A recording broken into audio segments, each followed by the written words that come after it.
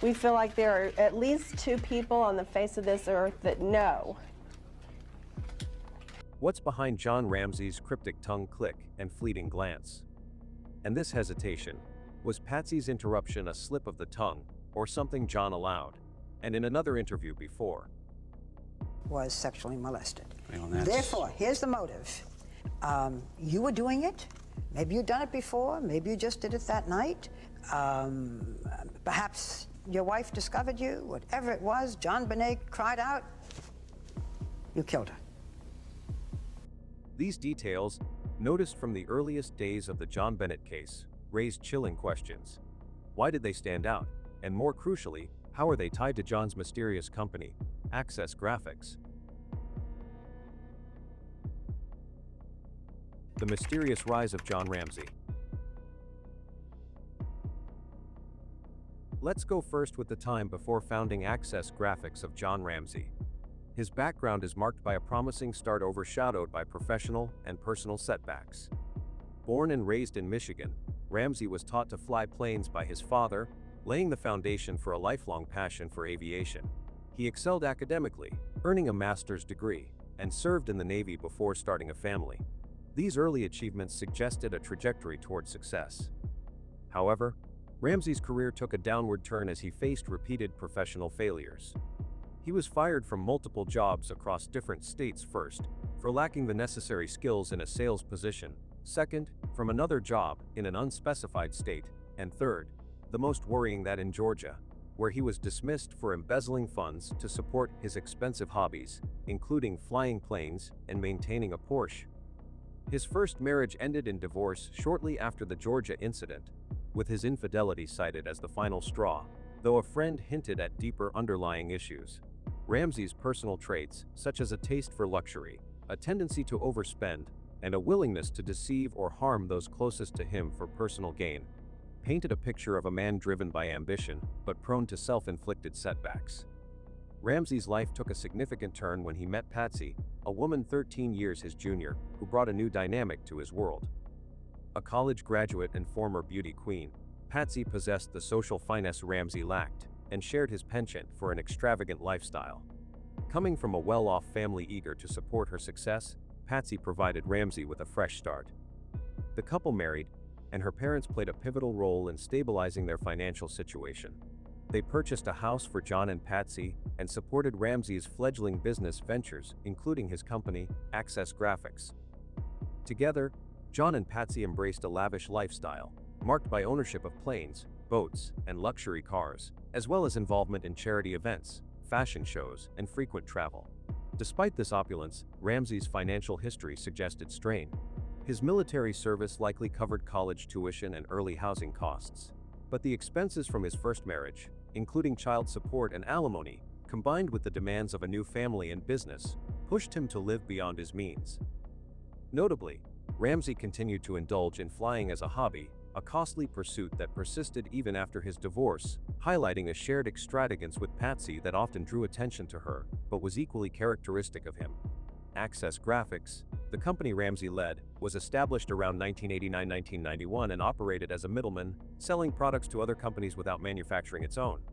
By 1996, just 5 years after its founding, the company reportedly generated over $1 billion in revenue, a remarkable feat for a relatively young enterprise. In 1991, Lockheed Martin acquired Access Graphics, merging it with two other businesses and appointing Ramsey as CEO of the subsidiary. Lockheed Martin, formed in 1995 through the merger of Lockheed Corporation and Martin Marietta, is a global aerospace and defense giant with a history marred by significant controversies. One notable scandal involved the company supplying substandard components for the B-1 bomber, resulting in a $100 million fine. This incident highlighted deficiencies in quality control and raised questions about the integrity of its defense contracts. Additionally, during the 1980s, Martin Marietta, a predecessor to Lockheed Martin, faced internal turmoil when the FBI and Maryland states arrested approximately 20 individuals, including both hourly workers and management, for drug trafficking and distribution. These arrests pointed to a pervasive issue of illegal drug activity within the company's ranks. Furthermore, the practice of hiring former spies and special forces operatives, valued for their specialized skills, was common among defense contractors like Martin Marietta. This hiring strategy fueled speculation about potential covert or illicit operations, as such personnel could be leveraged for activities beyond standard corporate functions, contributing to a broader perception of opacity in the company's operations. The relationship between Lockheed Martin and Access Graphics, a company led by John Ramsey, adds another layer of intrigue.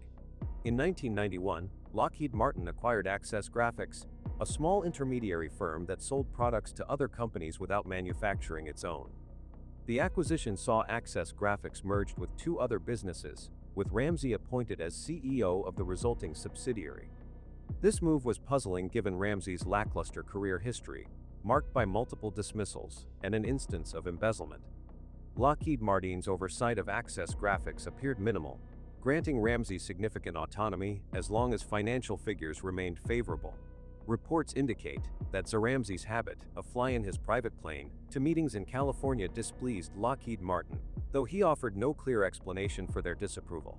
By 1996, Access Graphics reportedly generated over $1 billion in revenue, an extraordinary achievement for a company only 5 years old. However, following the high-profile Jonbenét Ramsey case in 1996, Lockheed Martin swiftly dissolved Access Graphics.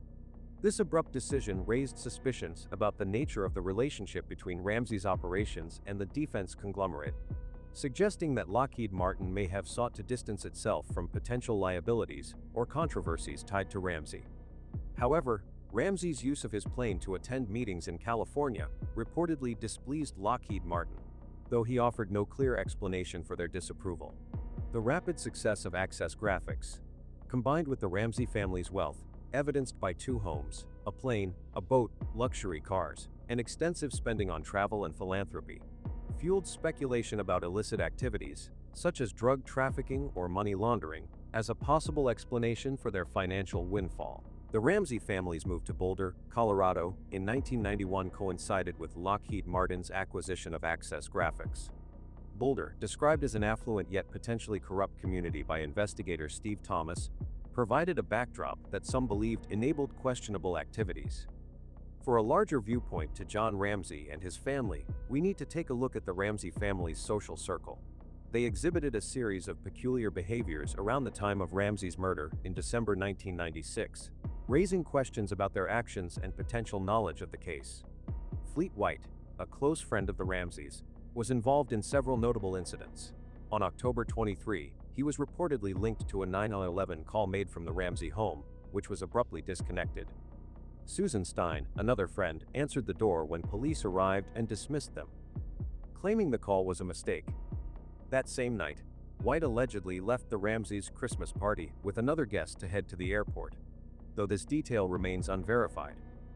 The Whites and Ramseys were socially intertwined, frequently attending events together, and their friendship extended to shared holiday gatherings. White's actions during this period, particularly the unconfirmed airport trip, sparked speculation about his involvement or knowledge of events leading up to the tragedy. On December 25, 1996, further odd behaviors emerged. John Ramsey's father left his family for 3 hours to prepare his private plane at the airport for a trip the following day, an unusual absence during a family-oriented holiday. Meanwhile, Fleet White left his own Christmas party to join a group of carolers, where the Ramseys were also present, suggesting their close social bond. At the White residence, the film Nick of Time, which centers on a child kidnapping, was playing, a striking coincidence given the events that followed. The Ramseys' account of their activities that night, including who visited the Steins' home and whether was awake upon returning home, shifted inconsistently, adding to suspicions about their reliability. Susan Stein, who later claimed to be the last to see the Ramseys as an intact family, was a steadfast ally, hosting them after the murder and fiercely defending them, further cementing her role as a loyal confidante. On December 26, the day of the murder, more unusual actions surfaced.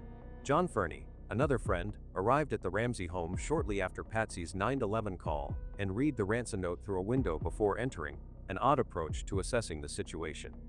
Fleet White, present at the scene, searched the house and opened the basement wine cellar door but failed to notice body. He also mentioned to police that he had previously reported his own daughter missing, a detail that raised eyebrows. Additionally, White touched the duct tape on's mouth, and took extensive notes that morning, behaviors that could have compromised the crime scene. John Ramsey's actions were equally perplexing. He used binoculars to look outside, but did not immediately inform the police, and after discovering's body, he displayed intense emotional distress, crying and behaving erratically. Both John and Patsy repeatedly referred to the perpetrators as they and questioned why. The crime occurred without specifying who they suspected, hinting at possible withheld knowledge. In the days following December 26, the behaviors of those close to the Ramseys grew increasingly suspicious. Fleet White became controlling, attempting to limit friends' access to Patsy, as reported by Pam Griffin, a friend of Patsy's who received a cryptic, whispered voicemail from Priscilla White, Fleet's wife, urging her to call back, but stating she couldn't talk over the phone. The Whites' relationship with the Ramseys deteriorated, culminating in a heated argument in Atlanta that required police intervention, suggesting underlying tensions. Susan Stein's loyalty to the Ramseys intensified. She impersonated a police officer and provided shelter for the family after the murder. John Ramsey later secured a job for Susan's husband, Glenn Stein, in Atlanta, reinforcing their close alliance.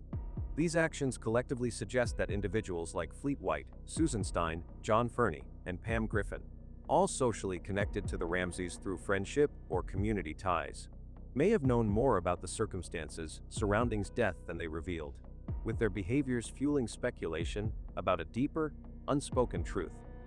Based on the strange reactions of the Ramsey family, those around them, and John Ramsey's broader business and personal connections, several speculations have emerged about how was truly murdered and the reasons behind this tragedy. The hypothesis that John Ramsey wielded significant power, and that Ramsey may have been exploited in a criminal network, potentially involving a sex trafficking ring, draws from several troubling aspects of the case. Both John and Patsy Ramsey may have known the identity of the killer, but were unable to disclose it due to their possible involvement in illegal activities, such as drug trafficking or money laundering. This theory suggests they were complicit in concealing the truth about the murder, though they did not directly cause his death by striking her head or strangling her. The presence of multiple foreign DNA samples on his body supports the idea that more than one individual could have been involved in the crime, either as perpetrators or as participants in a broader scheme. This raises questions about whether the Ramseys were protecting not only themselves, but also others tied to a larger, more sinister operation. The behavior of those close to the Ramsey family, including Fleet White, Susan Stein, and John Fernie, adds weight to this hypothesis. Their actions, such as Fleet White's controlling behavior after the murder, Susan Stein's impersonation of a police officer, and John Fernie's unusual act of reading the ransom note through a window, suggest they may have known critical information about the killer or the circumstances surrounding the crime, but chose to remain silent.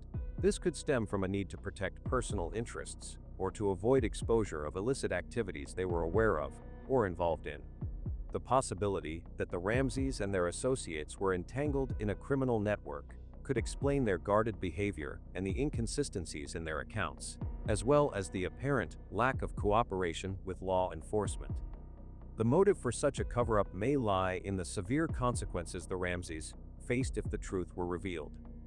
Disclosing the killer's identity could have exposed illegal activities, such as drug trafficking or money laundering, potentially linked to John Ramsey's company, Access Graphics, or its parent company, Lockheed Martin. Such exposure could have led to the seizure of their assets and criminal prosecution, leaving the Ramseys with few options. One possibility is that they considered providing valuable information to authorities in exchange for witness protection, rather than publicly revealing the truth. This scenario would explain their ability to evade intense scrutiny from law enforcement, including the FBI, and their capacity to fund an extensive defense, including public relations campaigns, high-powered lawyers, private investigators, and even documentaries that challenged the Ramsey did it theory over 2 decades. A particularly disturbing aspect of this case is the evidence of a partial assault on, which some believe John Ramsey may have been covering up. Theories range from John himself abusing and concealing prior injuries, to the assault being committed by her brother, Burke, or an unrelated individual. In the latter case, John's efforts to obscure evidence of abuse would imply he was aware of it. raising questions about his complicity or knowledge of others exploiting his daughter. A more extreme theory posits that was used in a sex trafficking ring, a possibility that, while deeply unsettling, could account for the Ramsey family's wealth and influence despite John's relatively modest, estimated net worth of a few $1,000,000. This theory suggests that John's ability to avoid prosecution, hire extensive legal and PR teams, and fund ongoing efforts to dispute RDI may stem from backing by wealthier, more powerful individuals or entities intent on concealing a larger criminal network. The notion of John Ramsey's power extending beyond his personal wealth draws parallels to cases like the Franklin child prostitution ring and the Johnny Gotch case, where higher authorities allegedly suppressed investigations to protect influential figures. Similarly, the Jeffrey Epstein case, with its lack of transparency regarding powerful individuals involved and Ghislaine Maxwell's refusal to name perpetrators, underscores how wealth and connections can shield criminal networks. While John Ramsey may not have been rich, his ability to navigate the legal system, maintain a high-profile defense, and influence public perception suggests access to resources or protection from figures with greater authority. This raises the possibility that murder was not an isolated incident, but part of a broader operation, where exposing the truth would unravel a web of criminal activity involving powerful players. The Jonbenét Ramsey case was shocking and horrific, but not entirely without warning signs. Right at her surroundings, however, the sheer cruelty of the crime was something no one could have anticipated. In the affluent community of Boulder, Colorado, where the Ramsey family resided in a sprawling mansion exceeding 800 square meters and valued at millions, Jonbenét Ramsey was immersed in a world of privilege and prestige. She attended High Peaks, one of Colorado's most elite schools, reflecting the wealth and exclusivity of the area. However, beneath this veneer of prosperity, Boulder harbored a darker undercurrent of corruption and potential criminal activity in 1996, when Jonbenét's murder shook the nation. A detective involved in the case suggested that the town's corruption ran deeper than what was publicly acknowledged, hinting at systemic issues within the local justice system. This was evidenced by prosecutors who frequently leaked investigation details to tabloids and the Ramsey family's lawyers, while resisting routine search warrants for financial and phone records, suggesting a troubling lack of transparency or bias that could have shielded illicit activities and placed Jonbenet in a vulnerable position from an early age. Jonbenet's participation in child beauty pageants, where she often appeared in provocative outfits and performed in ways that sexualized her young image, may have drawn dangerous attention. These pageants, a prominent part of her life, positioned her in an environment that could attract predators or individuals involved in exploitative networks. Investigations into cybercrime during that era revealed the existence of websites displaying images of girls as young as 5 or 6, Jonbenet's age, being bound, abused, or tortured for commercial or perverse purposes. This disturbing reality raised questions about whether the culture of child beauty pageants, with its emphasis on glamour and adult-like presentation, inadvertently exposed Jonbenet to those involved in the child filth industry. The focus of the Boulder Police Department on John and Patsy Ramsey as primary suspects may have hindered exploration of alternative scenarios, such as Jonbenet being targeted by a sexual predator drawn to her public persona, thus amplifying the early threats she faced in such a seemingly idyllic community. The possibility of a criminal network operating in Boulder further complicates the picture of Jonbenet's vulnerability. There was speculation that a child exploitation ring could have been active in the area, with the potential that her killer or those involved in her death were part of such a network. This theory gained traction when a witness provided information to the Boulder District Attorney about a possible pedophile ring linked to the case, though the police dismissed it as it did not align with their focus on the Ramsey family. The district attorney, however, took the information seriously, highlighting a rift in investigative priorities that may have allowed critical leads to slip through. The Ramsey family's reluctance to engage with sources offering insights into this angle suggests they might have feared exposing secrets more damning than a murder accusation, possibly their own tangential connection to such a network. This environment of secrecy and potential criminality in Boulder could have heightened the risks Jonbenet faced, making her a target long before her tragic death. Supporting this hypothesis, The presence of 38 registered sex offenders living within a 2-mile radius of the Ramsey home underscored Boulder's potential as a hub for dangerous individuals. Additionally, over 100 burglaries occurred in the Ramseys' neighborhood in the months leading up to the murder, suggesting that organized crime or opportunistic predators could have targeted the family. The peculiar behavior of those close to the Ramseys, such as a friend's controlling actions, another's impersonation of a police officer, and yet another's odd act of reading the ransom note through a window, hinted at a shared knowledge of a larger, hidden truth, possibly tied to criminal activities. These actions suggested that Jonbenet's exposure to danger was not a sudden event, but part of a broader, ongoing threat within her community, amplified by the town's wealth and the corruption that may have protected illicit networks. Specific individuals linked to the case further illuminate the early threats to Jonbenay. A photographer who captured her pageant images was later found to have displayed questionably suggestive photos of young girls in his studio, and was arrested years later for possessing child filth. His erratic behavior, including tearful calls denying involvement in the murder, raised suspicions about his ties to exploitative networks, though no direct evidence connected him to the crime. The Ramsey family's decision to place Jonbenay in the spotlight of pageants, combined with the town's lax oversight and potential corruption, created a perfect storm where she could have been noticed by those with nefarious intentions. The 1999 grand jury's recommendation to charge the Ramseys with child endangerment for placing Jonbenay in a risky environment supports the idea that her participation in pageants exposed her to predators. The lack of transparency in Boulder's justice system, marked by leaks to the press and resistance to standard investigative procedures, may have shielded such networks, allowing threats to Jonbenay to fester unnoticed until her tragic end. The fight with the media.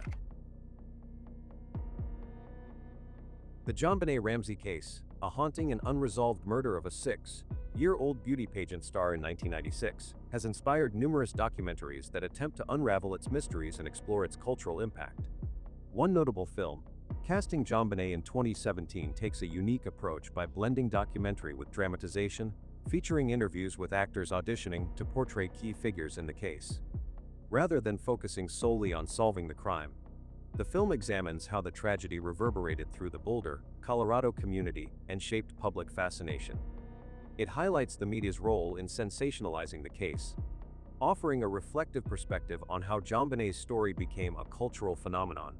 While it doesn't provide new evidence or a definitive conclusion, casting Jonbenét succeeds in capturing the emotional and psychological weight of the case, earning praise for its innovative storytelling, though some viewers found its lack of concrete answers frustrating. Another significant documentary, Cold Case: Who Killed Jonbenét Ramsey in 2024, dives into the investigative missteps that plagued the case from the start.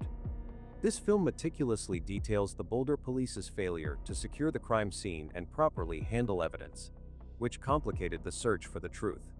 It also explores John Ramsey's ongoing quest to identify his daughter's killer, emphasizing the enduring pain of the family and the case's unresolved nature. By presenting previously overlooked details and focusing on the role of media scrutiny, the documentary sheds light on systemic issues while maintaining a neutral stance on potential suspects. Its balanced approach has been lauded for avoiding sensationalism, though some audiences wished for more groundbreaking revelations. Jonbenét Ramsey: What Really Happened? In 2021, takes a more comprehensive look at the case by incorporating interviews with individuals close to the Ramsey family and revisiting key evidence, such as the unidentified male DNA found on Jonbenet's clothing. This documentary explores multiple theories, including the possibility of an intruder, and scrutinizes figures like John Mark Carr, who falsely confessed to the crime. By presenting a broader range of perspectives, it avoids fixating solely on the Ramsey family as suspects, earning appreciation for its objectivity. The film's strength lies in its ability to humanize the tragedy while highlighting the complexities of the investigation, though it, too, stops short of solving the mystery. These documentaries collectively underscore the case's enduring enigma, each contributing unique insights into its cultural, emotional, and investigative dimensions.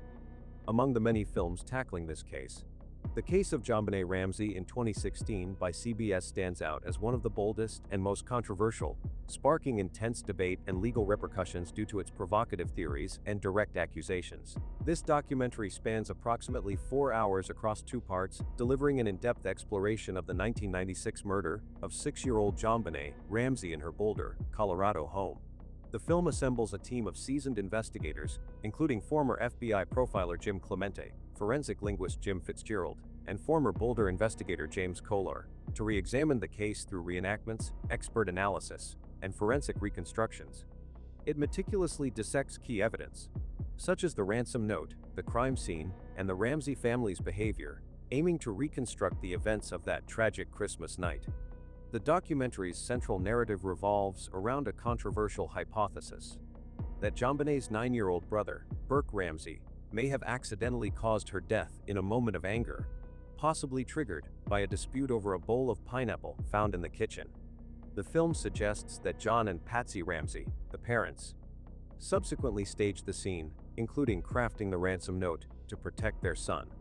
It also critiques the Boulder police's mishandling of the investigation, highlighting how their failure to secure the crime scene and properly process evidence allowed critical leads to slip away. Through detailed interviews and forensic analysis, the documentary presents a compelling, if speculative, narrative that seeks to offer clarity to a case shrouded in mystery. The documentary makes several bold claims, though its findings are largely based on interpretation rather than conclusive proof. It posits that Burke Ramsey struck JonBenét with a heavy object, possibly a flashlight found in the home, leading to her fatal head injury. This theory stems from a bowl of pineapple on the kitchen table, bearing fingerprints from Burke and Patsy, which the film suggests sparked a sibling conflict. The ransom note, a 3-page letter demanding an oddly specific sum, is heavily scrutinized, with linguistic analysis by Jim Fitzgerald indicating it was likely staged, bearing characteristics consistent with Patsy Ramsey's writing style. The documentary argues the note's length, personal tone, and cinematic phrasing, reminiscent of movie scripts, point to an inside job rather than a genuine kidnapping attempt. Additionally, it highlights inconsistencies in the Ramseys' behavior during early interviews, suggesting they were evasive or deceptive. While the film acknowledges the presence of unidentified male DNA on JonBenét's clothing, it downplays the intruder theory in favor of its focus on the family. However, the documentary's findings lack definitive physical evidence linking Burke to the crime, and its reliance on behavioral analysis and circumstantial clues has drawn criticism for being speculative. Despite these limitations, the film successfully underscores the investigative failures and the complexity of the case, reigniting public debate about who killed JonBenét Ramsey. The Ramsey family viewed the film as an unprofessional and exploitative attack, accusing it of peddling falsehoods for profit. Through their attorney, L. Linwood, they publicly condemned the documentary as deceitful and unprofessional, arguing it was riddled with lies, distortions, and omissions designed to boost ratings during the September sweeps period rather than seek the truth. The family's outrage stemmed from the film's central theory, which they believed unfairly targeted Burke, tarnishing their reputation and reopening old wounds from a tragedy that had already subjected them to intense public scrutiny. Burke Ramsey, the primary target of the documentary's accusations, took a proactive stance to defend himself. Just before the film aired, he appeared on Dr. Phil, firmly denying any involvement in JonBenét's death and speculating that a pedophile tracking her pageant appearances might be the real culprit. His response was a rare public statement from someone who had largely stayed out of the spotlight, underscoring his determination to counter the narrative pushed by CBS. Beyond his public denial, Burke pursued legal action, filing a defamation against CBS, the production company Critical Content LLC, and 7 experts featured in the documentary, including Jim Clemente, James Kolar, and Werner Spitz, on December 28, 2016 in a Michigan court. The lawsuit demanded $750 million, $250 million in compensatory damages and $500 million in punitive damages, claiming the FINA's accusations were a compilation of lies, half-truths, manufactured information, and the intentional omission of truthful information. But earlier, on October 6, 2016, Burke had also filed a separate $150 million defamation lawsuit against Werner Spitz for publicly accusing him of the murder in a CBS Detroit interview and within the documentary itself. Attorney Lynn Wood argued that CBS ignored credible evidence and law enforcement findings, exploiting the case for financial gain, and dismissed the network's disclaimer that the opinions presented were just one possible scenario as inadequate protection against liability. The legal battles culminated in a settlement on January 4, 2019, when Burke reached an out-of-court agreement with CBS, the production company, and the involved individuals. The terms remained confidential, but Lynn Wood described the resolution as amicable and satisfactory to all parties, with CBS confirming the matter was resolved. The lawsuit against Spitz and other experts was likely settled concurrently, though no specific details were disclosed. These legal actions reflected the family's determination to protect their reputation against what they saw as baseless and damaging claims. John Ramsey, Jonbenet's father, also voiced strong criticism, calling the CBS documentary a profit-driven exploitation of his family's tragedy. He emphasized that the true killer remained at large and urged focus on the unidentified male DNA found on Jonbenet's clothing, a detail the documentary downplayed. Years later, in the 2024 documentary, John reiterated his frustration with media portrayals, including the CBS film, which he felt unjustly vilified his family. He expressed reluctance to engage with new documentaries, stating he had no intention of watching the production, likely due to the pain caused by earlier media experiences like the CBS film. John Andrew Ramsey, John's son from a previous marriage, echoed this sentiment in the 2024 documentary, defending Burke by calling the idea of a 9-year-old committing such a violent act absurd. The family maintained that such accusations, including those in the CBS documentary, continued to harm her legacy. Collectively, the Ramsey family's response, through public statements, legal action, and ongoing advocacy for alternative investigations, underscored their belief that the CBS film was a harmful misrepresentation that deepened their suffering while failing to advance the search for Jonbenet's killer. Furthermore, everything didn't stop in documentaries. Right in the early stage of the case, sensationalized reporting began almost immediately, with tabloids and news outlets focusing on Jonbenet's pageant involvement, portraying her as an overly sexualized child, which fueled speculative narratives rather than facts.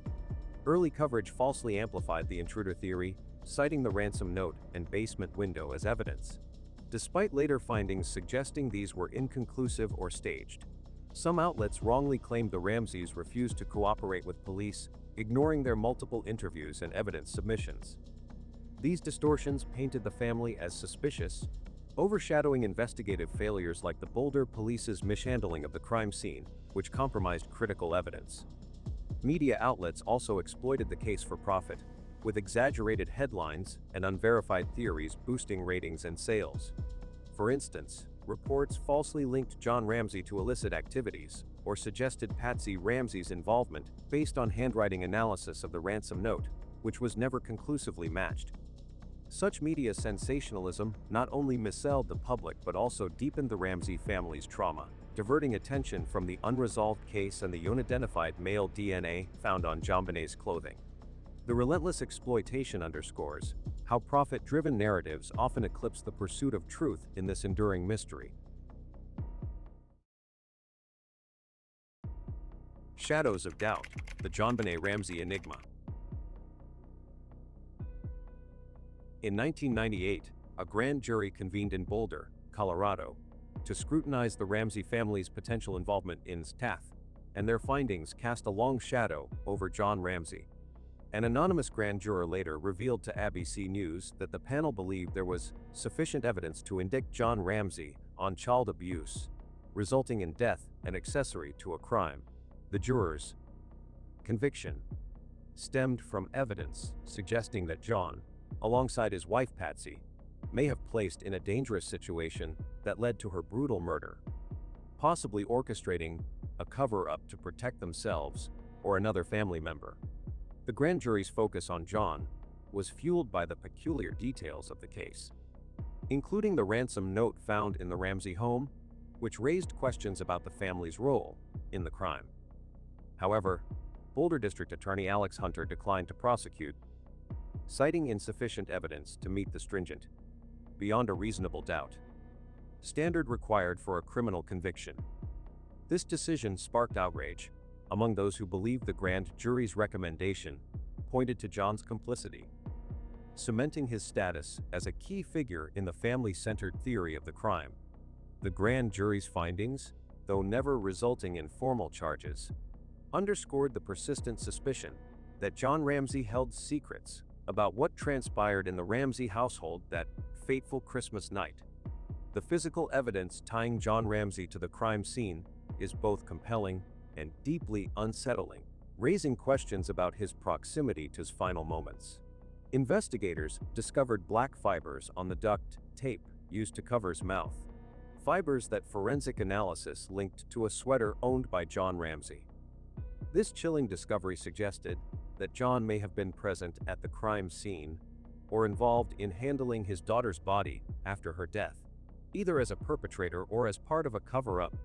The presence of these fibers was particularly damning in a case where physical evidence was scarce, as they provided a tangible connection between John and the materials used in the murder.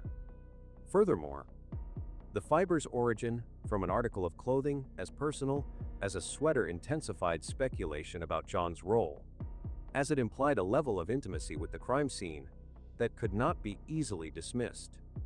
While the defense argued that such fibers could have transferred innocently in a shared household, the specificity of their location on the duct tape used in the murder cast a dark cloud over John's claims of innocence. This evidence, though not conclusive, became a cornerstone of the case against him, fueling theories that John was more than a bystander in the tragedy that claimed his daughter's life. At the heart of the Ramsey case lies the enigmatic ransom note, a 2.5-page document that has perplexed investigators and armchair detectives alike for decades. The note, discovered by Patsy Ramsey on the morning of December 26, 1996, demanded $118, an oddly specific sum that matched to the dollar, the Christmas bonus John Ramsey had received from his company, Access Graphics. This striking coincidence led investigators to question whether the note was crafted by someone with intimate knowledge of John's financial affairs, pointing directly to him as a potential author or conspirator. Written on paper and with a pen from the Ramsey household, the note's meticulous composition and length suggested a level of premeditation inconsistent with a panicked intruder. Its tone, beginning with the phrase, "Listen carefully," more typical of a phone call than a written document, further deepened the mystery, hinting at a staged effort to mislead authorities. For many, the ransom note's connection to John's bonus was not merely coincidental, but a deliberate clue implicating him in a scheme to obscure the truth. While John maintained that the note was the work of an intruder, its personal details and the absence of any follow-up from the supposed kidnappers fueled suspicions that he played a role in its creation, making it a pivotal piece of evidence in the case against him. John Ramsey's behavior in the hours and days following his murder struck investigators as peculiar, if not outright incriminating, painting a picture of a man whose actions seemed at odds with those of a grieving father. Most notably, John was reported to have arranged a flight to Atlanta mere hours after discovering his daughter's lifeless body in the basement of their Boulder home, a decision that stunned detectives and raised red flags. To investigators, this hasty attempt to leave the scene suggested either a desire to flee scrutiny or a calculated move to distance himself from the crime, fueling speculation about his involvement in a cover-up. During police interviews, John's responses were often vague and evasive, particularly when pressed about the events of the night died. His reluctance to provide clear, detailed answers only deepened suspicions, as detectives noted a stark contrast between his composed demeanor and the raw grief expected from a parent in such circumstances. Furthermore, the Ramsey family's swift hiring of a high-powered legal team, including top-tier attorneys, suggested to some that John was more concerned with self-preservation than cooperating fully with the investigation. While John's defenders argued that his actions reflected the shock and trauma of losing a child, critics saw them as calculated and suspicious, pointing to a man who might be hiding a dark truth. These behavioral anomalies, combined with the physical evidence, kept John Ramsey firmly in the crosshairs of the family-centered theory, casting doubt on his claims of innocence. the specter of John Ramsey's potential involvement in his death took a darker turn with allegations that emerged during a high-profile interview with renowned journalist Barbara Walters, where questions about John's relationship with his daughter sent shockwaves through the case. In the interview, John faced probing questions about rumors that he had sexually abused multiple times prior to her murder, allegations that painted a harrowing picture of a household steeped in dysfunction and secrecy. These claims, while never substantiated with concrete evidence, stemmed from the intense scrutiny of the Ramsey family's private life and the nature of his injuries, which some experts suggested could indicate prior abuse. The autopsy revealed signs of vaginal trauma that, while not conclusively linked to John, fueled speculation among investigators and the public that the family's polished facade concealed a troubling reality. John vehemently denied these accusations, insisting that his relationship was loving and appropriate, and he dismissed the allegations as vicious attempts to smear his character. However, the context of the Ramsey household, where was thrust in the high-pressure world of child pageants, a pursuit heavily championed by her parents, lent credence to theories that the family's dynamics may have contributed to her vulnerability. The Barbara Walters interview, with its pointed questions, brought these allegations to a national audience, amplifying suspicions that John's role in his life and death was far more complex than he portrayed. While the absence of definitive proof prevented formal charges, the allegations of abuse added a chilling dimension to the case against John, suggesting that the truth behind his murder might be rooted in a deeply troubled family dynamic. The lack of resolution surrounding these claims, coupled with the other evidence implicating John, ensures that his name remains synonymous with the enduring mystery of his daughter's tragic death. Patsy Ramsey, Jonbenet's mother and a former beauty queen, is a close second in the hierarchy of suspects, her role in the family and the case's peculiarities placing her under intense scrutiny. The 1998 grand jury also recommended indicting Patsy for child abuse resulting in death and accessory to a crime, suspecting her involvement in either the murder or its cover-up.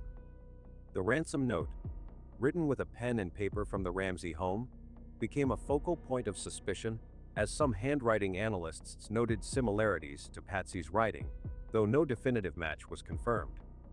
Fibers from a sweater Patsy owed were found at the crime scene, further tying her to the physical evidence surrounding Jonbenet's death.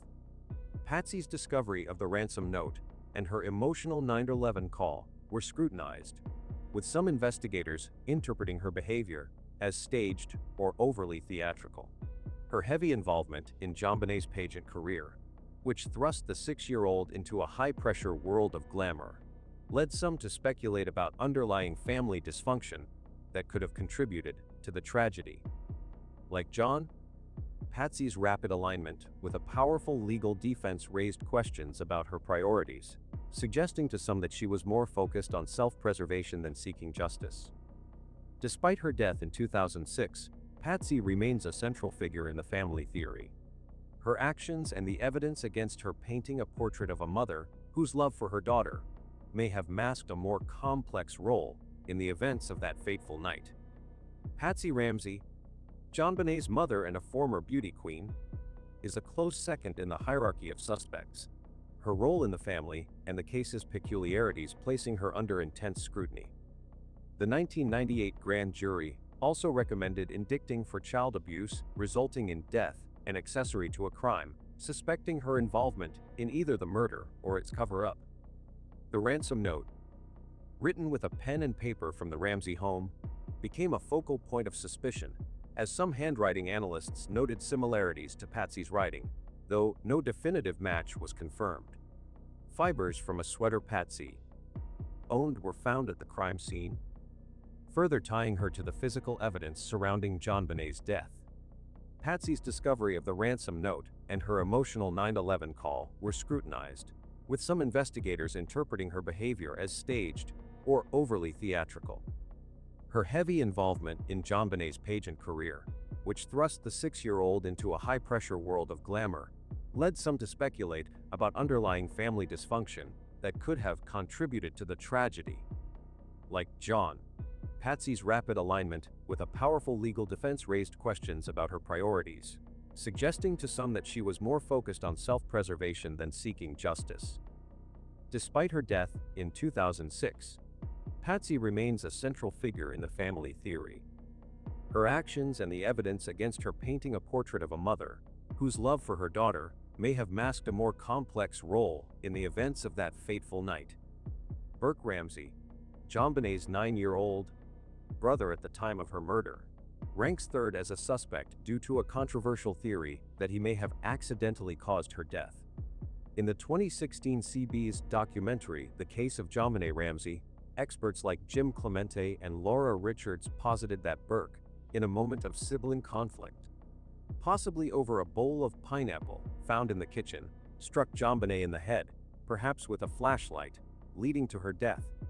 The theory suggests that John and Patsy then staged the crime scene, including the ransom note, to protect their son.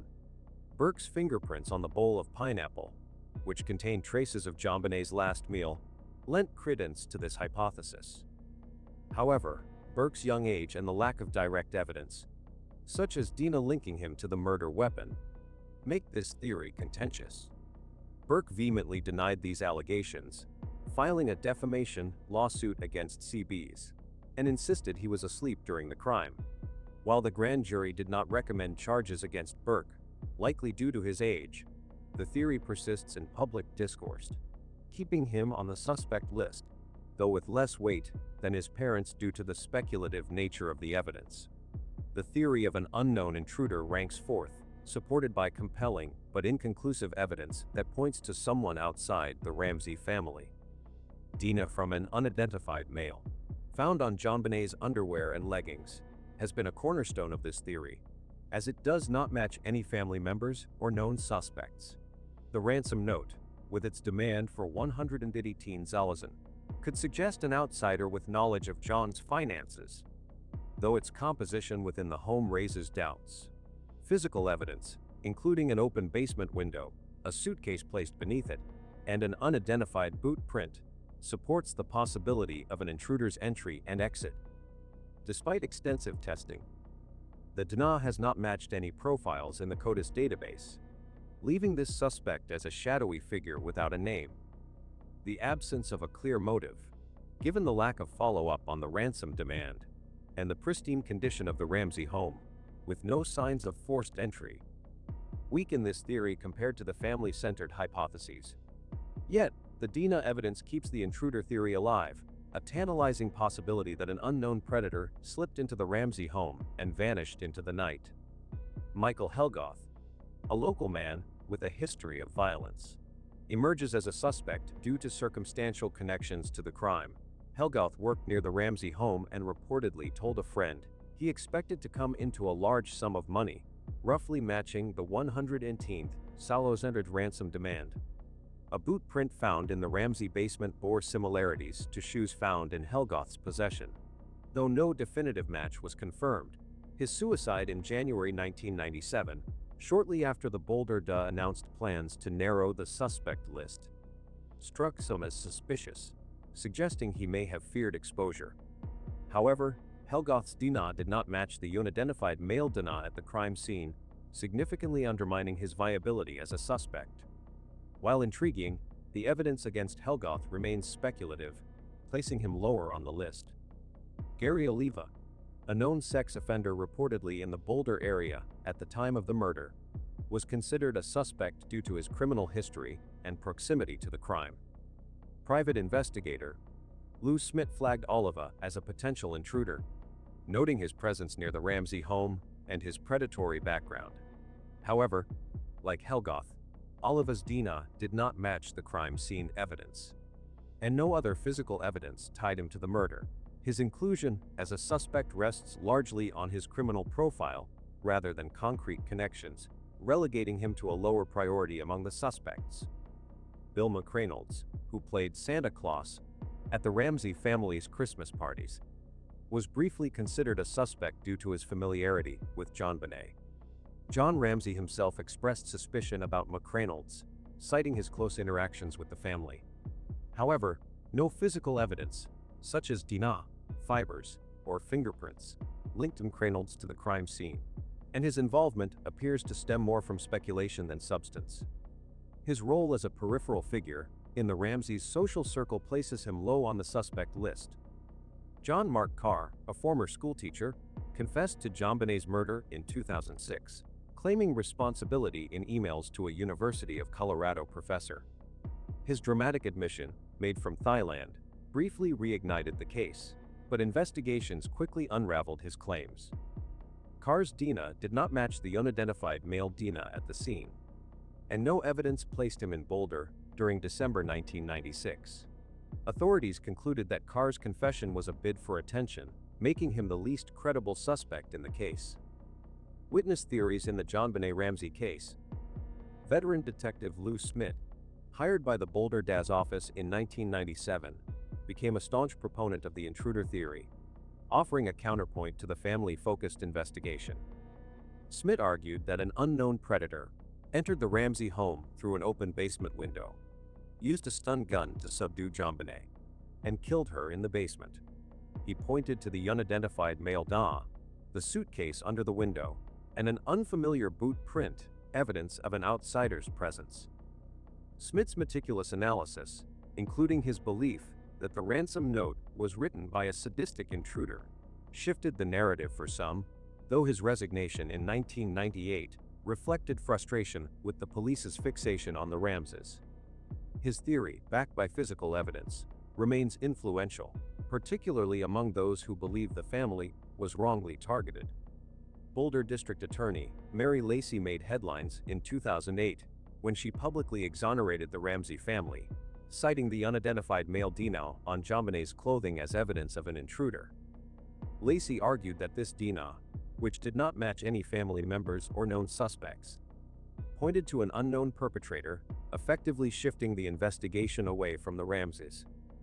Her bold declaration, while controversial, underscored the significance of the DNA evidence and aligned with Smith's intruder theory.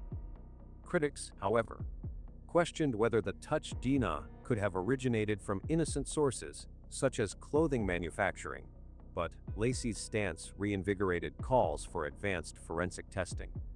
An anonymous grand jury member from the 1998 proceedings revealed that the panel found sufficient evidence to indict John and Patsy Ramsey abuse resulting in death and accessory to a crime.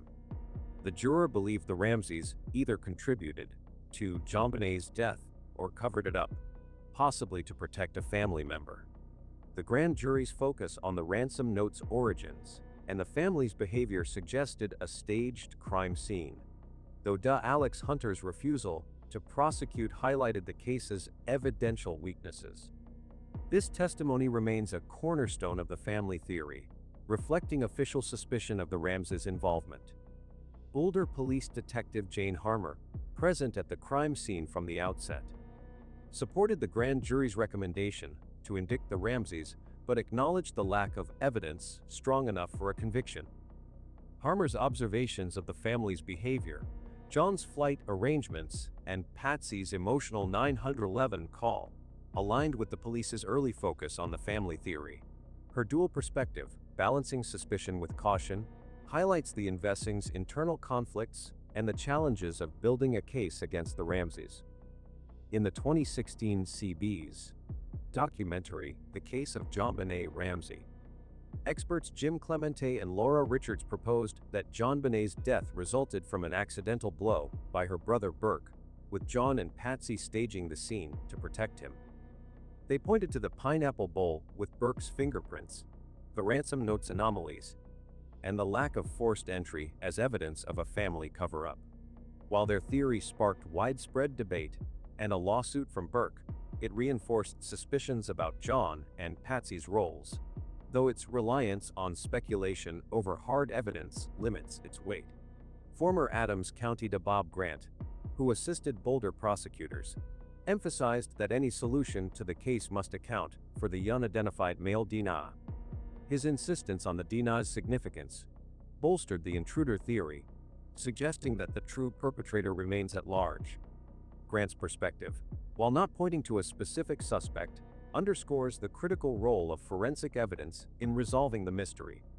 Genetic genealogist Cease Moore has advocated for using modern DNA technology, such as genetic genealogy, to retest the unidentified male DNA from the crime scene. Supported by John Ramsey, Moore believes this approach could identify the perpetrator, offering hope for a breakthrough. Her expertise, while forward-looking, highlights the potential to shift the case away from the family and toward an unknown intruder. Retired Boulder detective Bob Whitson, present at the crime scene on day one, supported the intruder theory, arguing that the crime's brutality suggested a psychopathic predator rather than a family member. His observations align with Smith's but carry less weight due to his limited role in shaping the investigation's direction. John Ramsey himself, while a suspect, also served as a witness, denying involvement and advocating for DNA retesting to identify an intruder. His suspicions of figures like Bill McReynolds and his push for forensic advancements reflect a desire to redirect focus. Though his status as a suspect renders his testimony biased and less credible in the eyes of investigators. The online web sleuths community has dissected the case for years, offering theories ranging from family involvement to intricate intruder scenarios. While their discussions amplify public interest, their speculative nature and occasional misinformation place them at the bottom of the witness hierarchy, lacking the authority of official investigators. The Jonbenét Ramsey case remains a labyrinth of contradictions, with suspects ranging from the intimate circle of her family to elusive outsiders. John and Patsy Ramsey top the suspect list, their ties to physical evidence and unusual behavior fueling theories of a cover-up, while Burke's inclusion rests on a controversial accident hypothesis. The unknown intruder, supported by DNA and crime scene anomalies, keeps the possibility of an outsider alive, though figures like Helgoth, Oliva, McReynolds, and Carr lack the evidence to rise above speculation. Witness theories, from Lou Smith's intruder advocacy to the grand jury's family suspicions, reflect the case's deep divide, with DNA emerging as the potential key to unraveling the truth. As the mystery endures, the question lingers, will advanced forensics finally name Jonbenet's killer? Or will the shadows of suspicion continue to haunt those closest to her? The Jonbenét Ramsey case, nearly 3 decades old, remains a haunting enigma in American criminal history, teaching us profound lessons about justice, human nature, and the enduring power of the media. The brutal murder of a 6-year-old beauty queen in her own home on Christmas night, 1996, shocked the nation, but it is the media's relentless on the story that has kept it alive, etching it into the collective consciousness.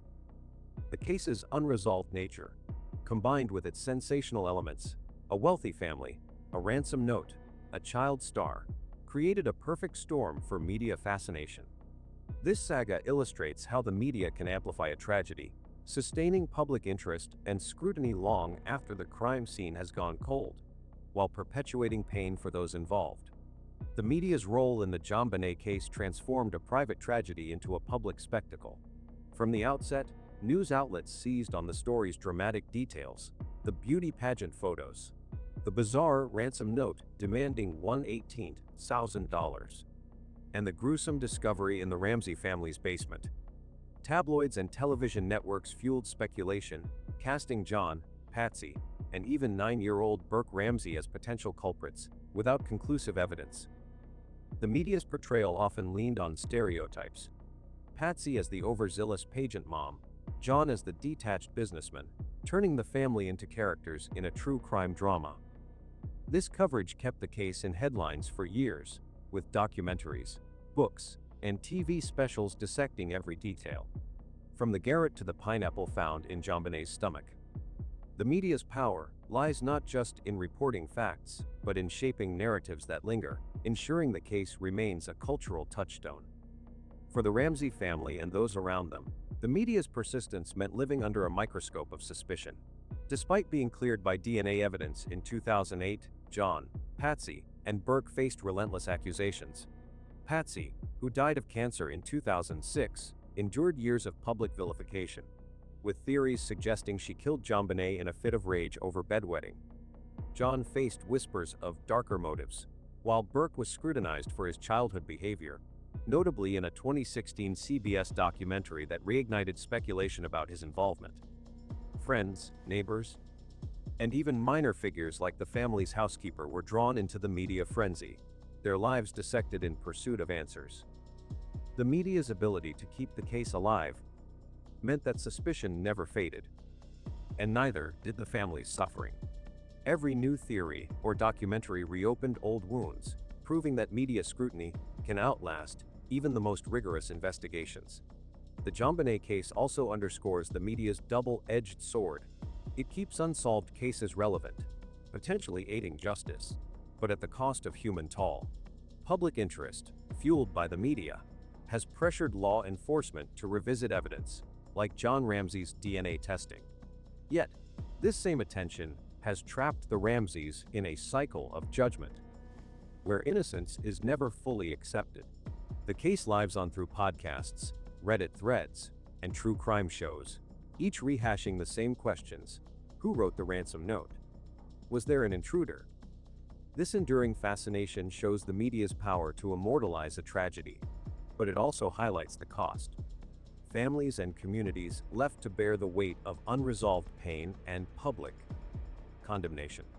The Jonbenét Ramsey case teaches us that while the media can keep a case alive, it can also perpetuate a narrative that haunts the living as much as it honors the dead.